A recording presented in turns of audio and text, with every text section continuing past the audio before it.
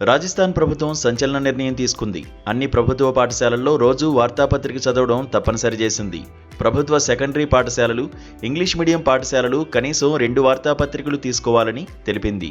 అందులో ఒక హిందీ, ఒక ఇంగ్లీష్ పేపర్ల సభ్యత్వం తప్పనిసరిగా ఉండాలని స్పష్టం చేసింది. విద్యార్థుల్లో పఠనాలవాట్లను ప్రోత్సహించడానికి, పదజాలాన్ని మెరుగుపరచడానికి, సాధారణ అంశాలపై అవగాహనను పెంపొందించడానికి ఈ నిర్ణయం తీసుకున్నట్లు అధికారులు తెలిపారు. విద్యార్థులు ఉదయం అసెంబ్లీలో కనీసం 10 నిమిషాలు వార్తాపత్రికలు చదవాలని ప్రభుత్వం తెలిపింది. దీనివల్ల విద్యార్థులకు సమాజంలో జరిగే ప్రస్తుత వ్యవహారాలను పరిచయం చేయడం, అలాగే వార్తలను అర్థం చేసుకునే, వాటిని విశ్లేషించే సామర్థ్యాన్ని పెంపొందించడమే లక్ష్యమని ప్రభుత్వం పేర్కొంది. ఇక ప్రభుత్వ ఉన్నత ప్రాథమిక పాఠశాలలు కనీసం 2 హిందీ వార్తాపత్రికలను అందుబాటులో ఉంచుకోవాలని తెలిపింది. విద్యార్థులను తరగతుల వారీగా విభజించి సంపాదకీయాలు, ప్రధాన జాతీయ, అంతర్జాతీయ, క్రీడా వార్తలను చదవడానికి, చర్చించడానికి ఉపాధ్యాయులు ప్రోత్సహించాలని విద్యాశాఖ ఉత్తర్వులో పేర్కొంది.